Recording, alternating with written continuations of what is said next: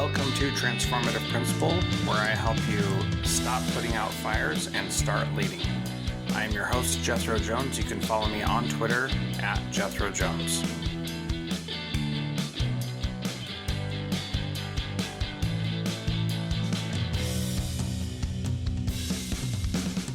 Welcome to Transformative Principal. I'm so excited to have Dr. Paulie Govani on. Did I say that right, Govani? You got it, brother. Okay. Welcome to Transformative Principal. I'm excited to have Dr. Paulie Govani on the program today. He has been in education and human services for 20 years.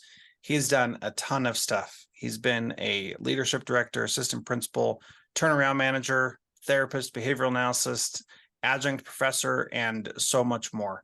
He's worked with students in poverty and those suffering from behavioral and mental health issues. And he also is a former fighter and a Golden Gloves heavyweight coach.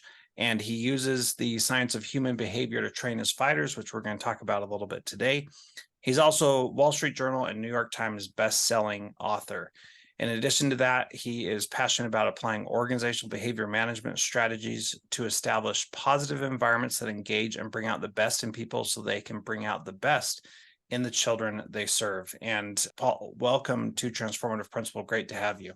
Thanks, brother. And just get that right, I'm the heavyweight champion, not coach. Although I have heavyweight champions though. But okay. Yeah, as far as the culture stuff, man, I love it, man. I love helping. I have a dream that one day people would love to come to work, right? They love it. They feel successful and they're living their values and stuff. And we're a long way from that dream, man. But one day. Yeah, one day I think we'll get there. And in the jobs that I've had where I have loved coming to work, it's been just amazing. And it brings out the best in you, right? It really does. And it makes me level up and show up in a way that is really valuable to me and to the others there. So I'm in that powerful right now, brother. I'm in my passion and my niche, what I'm good at and what I love, man. They come together and bam. Yeah, that feels so good. So what is something you think somebody should take away from this episode that we're talking about today? Well, I think the main thing is probably if we could boil it down to a couple things. One, all change comes down to behavior. And if we want to bring out the best in the students, we have to bring out the best in the teachers. If we want to bring out the best in teachers, we need to bring out the best in the school leaders, up to state leaders, up to the teacher and leadership prep courses. It's all aligned, right? These are meta contingencies, and we need to move away from blaming people to giving them the knowledge and skills and supporting performance in the workplace, which is the school and the classroom. In order to support performance in those areas, we need to make sure that people are getting regular feedback on what they're doing, right? What their behavior, what behavior they're engaging in, and how that's impacting some goal, right? Are they moving towards that goal? And so I think this is where, as we talked about AI, I think this is where that comes in. We can tighten up these feedback loops and we do it so it's private to the person. So it's like you have your own private coach helping you see what you're doing and how that's impacting the environment, i.e. what are the kids doing, the students doing, and how are they learning? Yeah, very good. I think the big thing for me was actually at the very end when you talked about giving surveys and having it not go to the person over that group, but going to the coach of that person over that group. So if you're surveying students, it doesn't go to the principal, it goes to the coach of the teacher. If you're surveying teachers, it doesn't go to the principal, it goes to the coach of the principal so that you can adjust how you're giving feedback and helping that person improve. And to me, that was really eye-opening because I've talked a lot about on this podcast about getting feedback and hearing what people are saying, but doing it in a way that's non-punitive. And it's really hard to be non-punitive when that person is reading what people are saying about him or her. So I thought that was a really powerful thing too. Yeah. And also they have a history. You might not be punitive at all, but they might have been punished in the past. So that's going to shape their behavior right now. And they're not going to give you accurate feedback.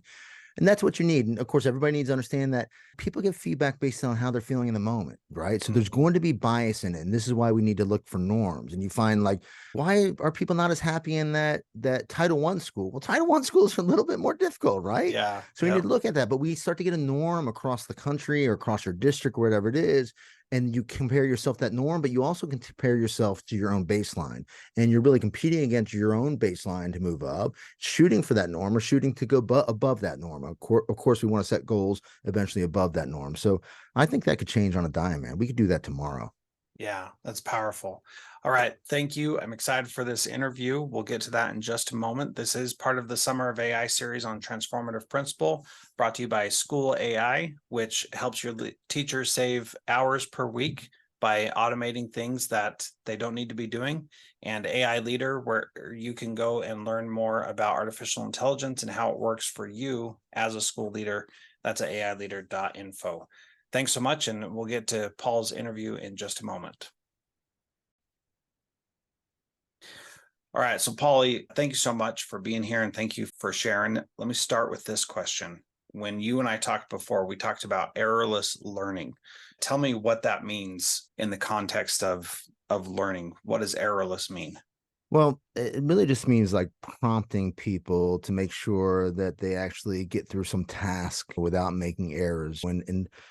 If I use an extreme case of working with somebody with disabilities, we might tell them what to do, model it for them, and we might fully guide their hand to something, right? Touch, if it's a learner that's just learning something, touch red. And we take our hand and we have them touch red. When we say, great job, we reinforce them for doing it. We make sure that we give them something that's preferred. Then we slowly begin to fade that out, right? Maybe we say touch red, and we use partial physical prompting, right? And then we say touch red, and we use gestural prompting. Eventually, we just say touch red, and they touch red, right? And so you can generalize that to anything. If it's one of my fighters, I can show them how to throw a right hand by fully guiding their what they're doing. If it's at computers, it could be like crashing like a game or something like that. The ones where there's like boundaries on it. You can't die. You know what I mean? It's like you make a mistake, there's an error there, but what you do is you're getting feedback and you're being guided to getting the successful solution, with the goal being that you fade right into whatever the natural environmental cues are. Does that make sense? Yeah, so a lot of times in education, we call that gradual release, where we help them make sure they get it and understand it, and then we slowly back off and do less and less as time That's goes it. on. Is Yep, that that's it. basically it? Yep, that's fading. That's right. That's right. So let's talk about that in the context of artificial intelligence. If one of the things that I've been saying is that if a computer can do something better than a human, why wouldn't we have the computer do that when it's cheaper, more efficient, more sure that it's actually going to work? How does this type of approach relate to artificial intelligence and how we are turning things over to these non-sentient beings? Well, errorless learning is just an approach, right? There's other approaches to, like, people make mistakes and you learn from your mistakes, right? And we build resilience. So I'm not suggesting that we only use errorless learning when teaching, but I do think that in our discussion before, that AI can play a huge part in improving education. And of course, I do not think that the human element should be removed from education. I think that we need teachers and we need school leaders, and there's got to be that piece of the puzzle. But here's how I would envision it. What we know about the science is that learning happens from the environment, right? We're not born knowing things. We do things and it produces some sort of consequence, and that consequence shapes our behavior. Does that make sense? Yeah. And so, in education, what I'm finding, and it may not be your experience, but I'm guessing it is at some level, especially in these schools with high poverty, is that a lot of educators are coming into the field unprepared to meet the demands of the classroom. Now, I don't know what's more important than education, in my opinion. I suppose I'm biased, but if we're going to reduce poverty, if we're going to reduce welfare, if we're going to reduce incarceration, if we're going to improve quality of life, I believe that education holds the key to success. Now, of course, there's a number of other variables that we need to take a look at. But education is so important, but we're not doing a very good job educating our educators. From higher education, where we get a whole bunch of theory, and I don't want to overgeneralize this because there's certainly good teacher preparation programs, but in general, I don't think most are equipping them to do what's needed in the classroom. And, there's too much theory, too little modeling, and even less rehearsal and feedback, right? And that's required to at least build the skill. But you still need that skill to generalize into the natural environment, right? We might call it coaching. I can tell my fighter how to fight. I can model for them how to fight. I can get them to practice the skill. Well, they know how to do something. They know what to do, what they should be doing. They know why, right? We create the why for there's the one. Then I drop them to the cage of the ring, And as soon as they take a punch, they fall back under the old habits, because I have to get that skill to generalize into the natural environment. The natural environment would be the fight, right? For teachers, this is the greatest fight of our life, is educating our children. So how do you connect that learning to the natural environment? And that would be through simulations. I believe simulations really holds the key to getting the teacher prepared to meet the demands of that classroom. And the simulations could be like virtual reality, and you're put into a simulated classroom, and you're provided, first of all, you're given the theory, you're given the modeling, and you're getting the practice skills. But now you're in this environment, and it's not just enough to know what to do, but you need to know when to do it, and you have to do it automatically. The same way my fighter's got to be able to slip that punch. I can't tell them slip the punch, it's too late, they're going to get hit. So they need high repetition under this very dynamic environment.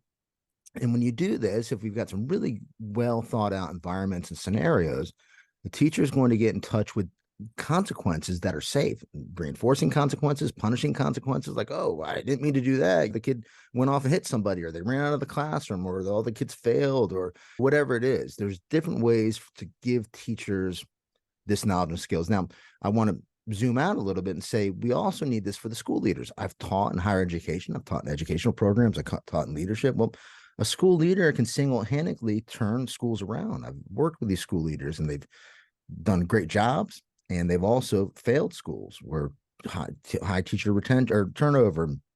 With half of our teachers leaving the field inside of 5 years, we've got to do something differently. This is a crisis. It really is a crisis. It's a crisis to our country. It's a crisis to our youth. It's a crisis to our families. And so our leaders got to be better prepared. They get even less rehearsal in practice. And unless they have a really good mentor, and they're able to identify the critical behaviors that mentor is engaging in, right? They're modeling good behaviors. They're being dropped into the schools, again, unprepared to meet the demands. And then we're evaluating them and saying, you're not doing a great job.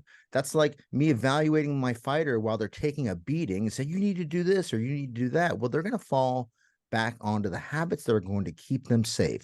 And eventually you're going to think, you know what, this fighting stuff's not for me. And they leave. And when they're leaving in education after 5 years, and this is not just teachers, school leaders are leaving, and now superintendents are leaving, right? I think it was like, so 34% or turnover inside of 3 years, right? It's a major issue. So we've got to equip people with the knowledge and skills and ability to do this stuff in their teacher prep courses, including, and as you know, and this is freaking nuts to me, these certification programs. You can pass a certification test, a written test, and that means you're able to teach in a classroom. That's bullshit, brother. You know what I'm saying? That's bullshit. Teaching is very sophisticated. I have such respect for educators because they have to arrange the environment every second of the day to optimize learning, right? People think teaching just is about telling. It's very difficult. It is very difficult. And the same thing with school leadership. This might be one of the most difficult leadership jobs in the nation because you can't give good teachers more money. There's no financial incentives to do it. If there's bad teachers, you don't really have good resources to help them to be better a lot, right? Because it's either a skill deficit or motivational deficit. And a lot of times it's both. So what do you do if you're the school leader? So these school leaders who really know how to inspire people and get them moving in the right direction and to shape behavior, they are worth their weight in gold. It's incredible, but they're being ill prepared. So, okay, hold on a sec. You've said a ton. I don't mean to cut you off, but no, I did say Tom, brother. Yeah. There's a lot that I want to go back to that I think is so valuable. Number one, you talked about about educating our educators, right? And businesses, colleges, high school, middle school, elementary, they all blame downhill the person before them for not preparing. Like that is a very real thing. And while I agree that exists to a certain extent, it's not really, it's not helpful to say like somebody else has to fix this problem. And so that's where we really need to say, it doesn't matter where you came from, we're going to make you successful here. And I think that is the first thing that we've got to be addressing. Any comments on that? No, that's it. You can't, it's actually, you just talked about chapter 1 of my book, Deliberate Coaching. It's There called we The go. Blame Game, and it trickles down and everybody suffers as a result of it. And it's Yeah. crazy. In my field, it's a science. And if you start blaming people, you are no longer looking at the science, because the science says we have to change the environment. If we change the environment, we'll get the best out of people. We're not blaming people, does not work. If it worked, we wouldn't be here, because there's a lot of blame going on. Yeah, for sure. So the second thing, the place where I struggle with these analogies to sports and stuff as it relates to teachers is that in the sports analogies, there's practice, practice, practice, practice, practice, and Mhm. then there's the event. That's right. And it is actually opposite in education, where Mhm. it is game time every single day because you're up there in front of those kids. Mhm. And so the time for practice is virtually non-existent because it's always game time. Mhm. What are your thoughts about that Well, the time for practice is perspective? before the practice. The game is being in the classroom. The practice is supposed to be in teacher preparation, right? That's where the practice occurs. They should not be learning on the job. You can't, I can't have my fighter learning. The analogy is very clear to me. My fighter can't be learning in the fight while they're taking a beating. It doesn't work that way, and they're going to leave, and that's just what's happening. So we have to better prepare our teachers before we drop them into the classrooms. It's very simple. It's very simple. That's what needs to happen. And you prepare them to a certain level, and then you support them right in there. We need more coaching. We need more regular PD and effective PD, not these sit and gets, right? So they need that Yeah. kind of support. And we should scaffold what they need to know, right? So it's a performance based, like, here are the critical skills you need at ground level, like almost like black belts, right? White belt, yellow belt, green belt. And if you can perform these skills competently, right, you can show me you can do it, tell me what you're supposed to do, and then I see you doing it right in the classroom, and you're producing the outcome, you move up a belt. Now we target this next skills. So it should not be about time in and all this stuff that they have. That's bullcrap. It should be about performance, right? And Mhm. but we need to equip them with the knowledge and skills and tools and resources where they can be successful. So the sporting analogy, it's the same thing, but we just have to zoom out and look at the big picture. The practice is the preparation. That's what practice is supposed to be about, preparation. Mhm. Yeah. And so I think the real difference is that sports, you have a lot of time for practice, and that is built into how the system works. So if you have a fight, you're not preparing for that fight the day before, right? You're Mhm. preparing for that fight for days, weeks. How long between fights do you You typically might have go? a 6 to 8 weeks to prepare for the fight. And I would say again, that's conditioning your body, but the knowledge and skills are there. So it's a bit different in terms of conditioning your body. You at this point, you have knowledge and skills, and maybe you're pinpointing a certain approach or strategy that you're going to use. But by the time we drop the teachers into, I'm not going to drop my fighter into the fight, no matter 6 weeks, 8 weeks. I'm going to drop them in there once they are able to perform competently, right, at a certain level. And what I'm saying is that our teachers are being dropped into the classrooms incompetent. It's not their fault, right? They don't know better, and they're learning on the job. And so when we talk about ongoing preparation, yes, that should be built into the system. I believe that we should have year-round school. Now, I don't mean every day of the year. I think these 10 weeks off, which really hurts our kids in high poverty, I think that does them a disservice.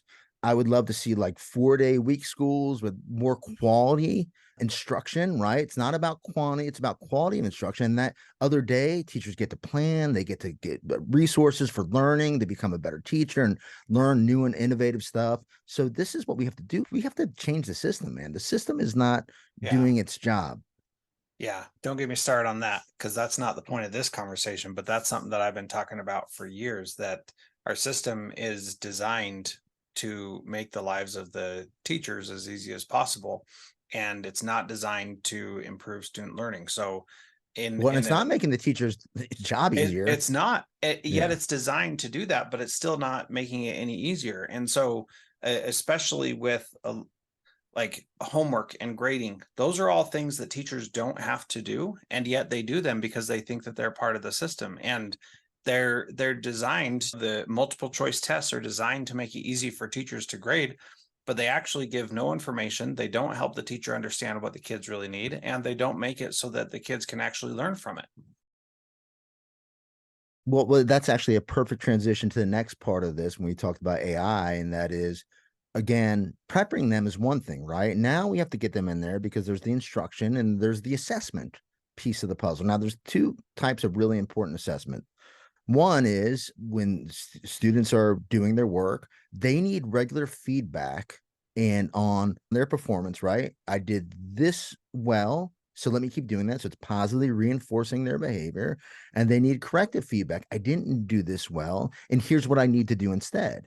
And a delay in that feedback delays learning. And so I believe, can pump back feedback regularly to them, right? Just like a game does. And we can gamify things, which is a whole nother thing because kids are playing games and they're getting in touch with all this high levels of positive reinforcement that are engaging them. But they come to school and they got to sit at a desk, and we leave it to the teacher to do all this work to engage them, to influence. It's very difficult to do. It's not that it can't be done, but it requires an exceptional teacher. And we need to make sure that students can be successful and teachers can be successful at the mean, right? The average. We can't have, by nature, an exceptional teacher is exceptional. It's rare. So I think that we can have AI be involved in this kind of instruction.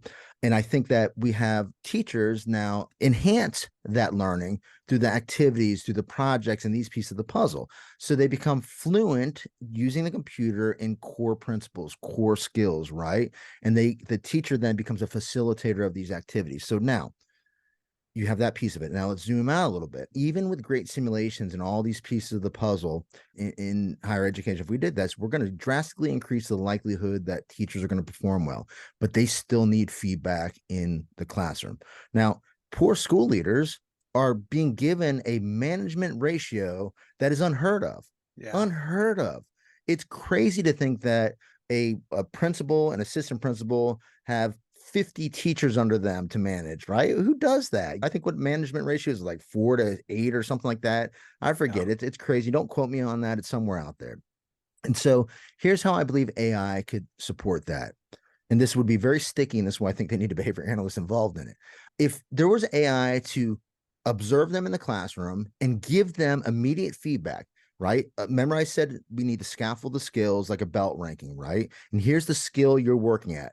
So it does a frequency count of the skill, right? Probably there's some behavioral anchor rating scale where it can measure the quality of it. Let's say it's opportunities to respond. Asking questions is really important.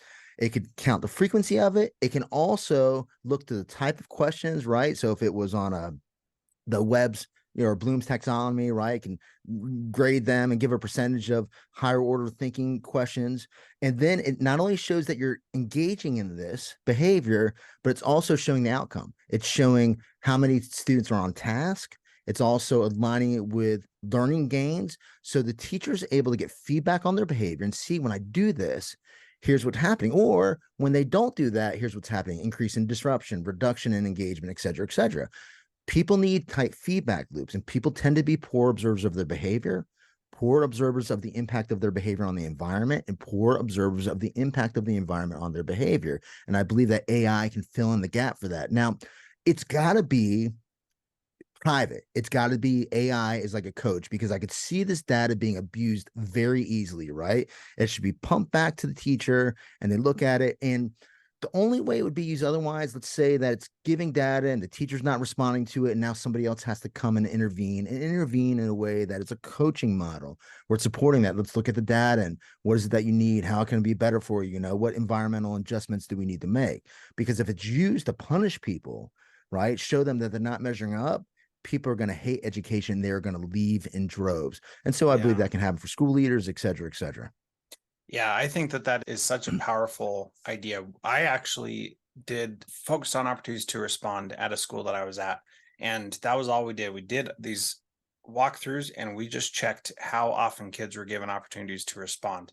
And just the fact of us noting and measuring that made a huge impact in how our kids did, and we could see it. Now, the thing that it required was somebody else to go and watch, because you cannot expect the teacher to be paying attention and tracking that and knowing what it really is. Like you said, they have a hard time seeing what they're doing when they're in the thing. Of course, yeah.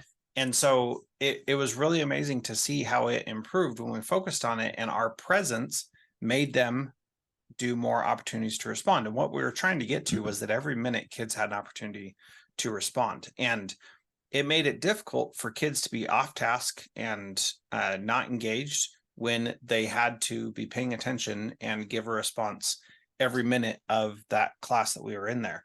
And that's tiring also, Polly. So it's like, how do you manage and balance that? That's a big piece too. That's tiring for the teacher, that's tiring for the kids. Is that sustainable all throughout the day? Is that the kind of thing that we need to really be putting our energies in? And not just opportunities to respond, that's what we're talking about here, but what are those things that are really going to move the dial that we really should be focusing on? Well, that's a really big question. I want to just step back and say, like, kudos to you for using the approach. That's a very behavioral approach. I want to explain behaviorally why that worked. So have you ever heard of Kagan strategies?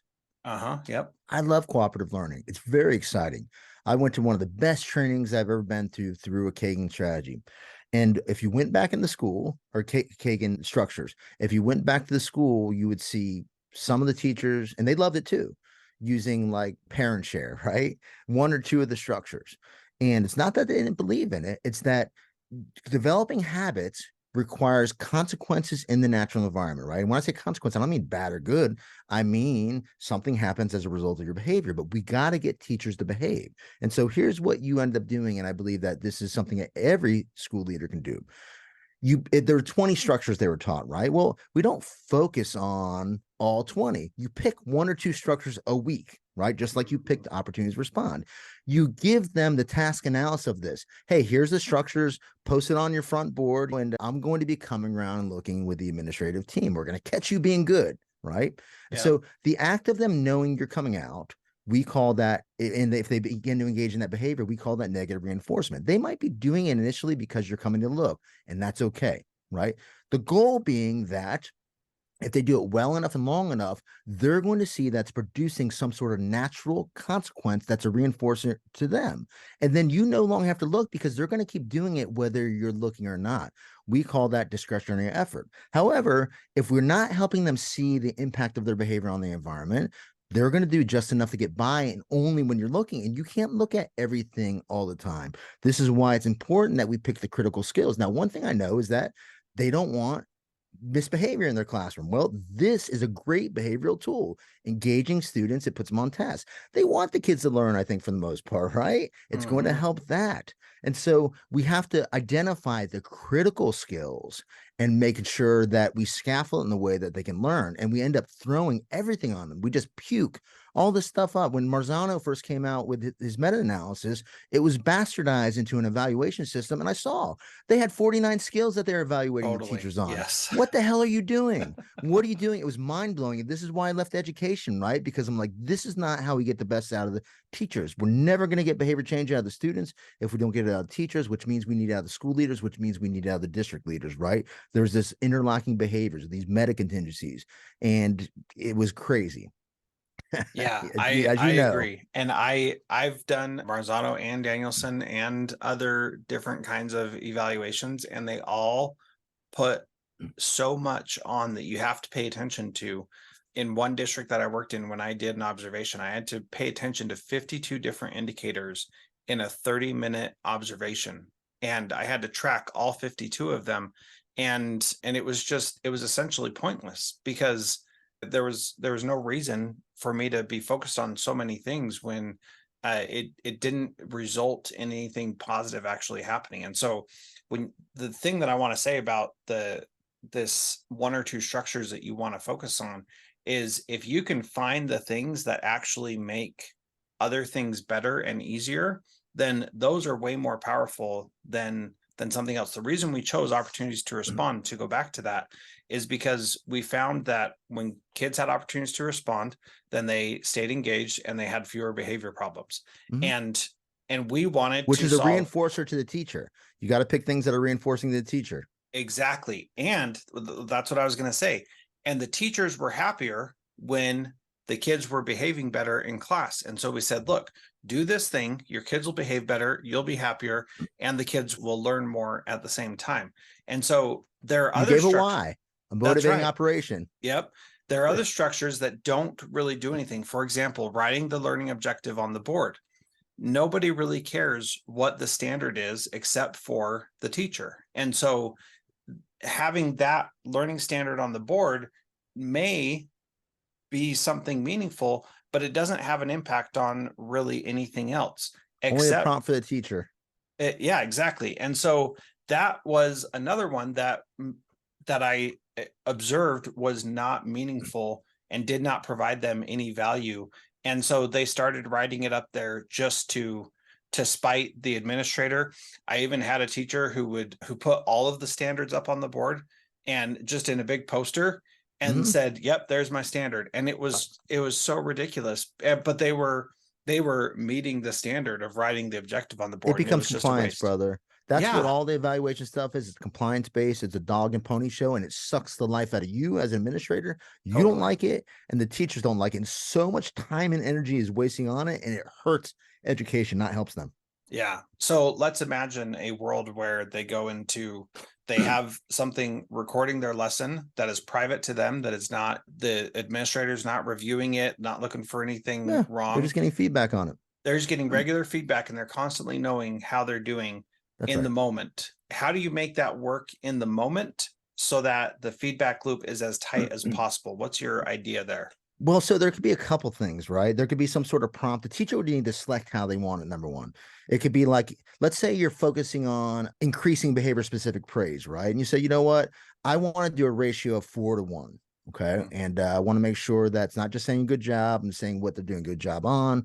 I'm using the one and I'm correcting from pre-planned corrections, which should be developed with the students, right? They understand the why behind it. They've chosen the type of punishments that are going to happen, which it's an array that the teacher laid out to them, but they get why it's happening. And so you can get a buzz in intervals, right? It could say that a vibrator in your pocket that says you did a good job. You could have a little thing in your ear that says, hey, you're up to 8-to-1 ratio right now. Imagine getting that feedback. And like, imagine like you hit a 21-to-1 ratio and there's some bonus for it, but it's not just that you're giving it because it's got to be about the impact, but you're also having data that's checking in with the students, say, how are you feeling?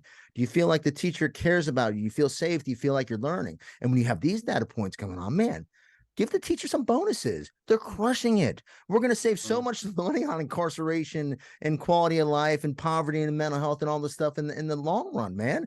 Take care of our teachers and take care of the leaders if you have a lot of teachers who are doing it, right? Because they help to create this kind of environment where people feel safe, care well for, and it's producing student achievement. I think these people are worth their weight in gold, and teachers should be getting paid good teachers 2, 3, 4 times more. Same with the school leaders. It's nuts to me. Yeah. Even with bringing these other tools in that could make jobs less intense and more fulfilling, I still agree with you on that as well. So in closing, we talked about a lot of different things all over the place. What would be your advice if somebody is listening to this? These AI tools are not there yet, but they see the vision of how we can start doing this. What would be your advice to start doing something today as a principal in a school? I have advice, man, that I believe will change things across the whole country. And it's very simple. It's very doable. It could literally happen tomorrow. It's this easy, right? And so I believe very much in social validity. We need to check how people feel. And there's research about this. Okay. Now, of course, how people feel, there's bias. But if we had some sort of norms reference, like we collected data, and what I'm talking about is survey data, and survey data that's not going back to the leader. It doesn't go that we need to survey the students, but it doesn't go to the classroom leader. It goes to their coach. We need to survey the teachers. It doesn't go to the school leader. It goes to their coach. We need to survey the school leader. It doesn't go to the district leader. It goes to the coach and up to the state, right? And we need to use this data to coach people, right? And coach people against some sort of norm. And we have data like that. They do it once a year, and that's a freaking autopsy. It's ridiculous. Yeah. What are you going to do with that data? When I went into turn around failing schools, I would ask sometimes daily for stuff, weekly, right? Now, initially, people wouldn't fill out the survey, or a couple would, but when I responded to it and they saw changes that were occurring as a result of their feedback to me, or I gave them the why this is the way that things are, man, I got great buy-in, because we need to involve stakeholders. And part of involving stakeholders is involving them in setting goals, but getting feedback from them. We can't just have feedback that's one way. We have to have reciprocal feedback. I have this in my 5 laws with my Wall Street Journal USA Today bestseller. It's the 5 laws. Self-monitoring, reporting out. How am I doing? How's it impacting my goals, right? And also, how am I feeling? and getting feedback that way. So we're giving feedback up and feedback back down, right? So it's bi-directional. It's all over the place, man. It shouldn't be one way. I think that simple thing, it could happen right away. And I'm like, if this is not a district standard in your school, which it's almost certainly not, just do it. Start checking in, right? Model it, be a school leader and model with your teachers, and then do that for a while, and then start doing it with the students, the teachers. But make sure you use that data to reinforce. Make sure you use it to coach. Make sure you do not use that data to beat people over the head with it. Otherwise, data collection on performance is going to be very aversive, and you're going to get quick turnover. Yeah. So what kinds of things should we be asking on those I would keep it surveys? simple. Well, if you had some sort of new initiative, I have a couple questions about that. But do you feel like we're moving in the right direction? Do you feel like your voice is being heard? Do you feel like you're being supported? Do you have the resources that you need to be successful? Just some simple questions. The big climate survey, sure, give those quarterly or something like that, right? Where you dig in deeper. But this becomes leading indicators. It's like driving somewhere.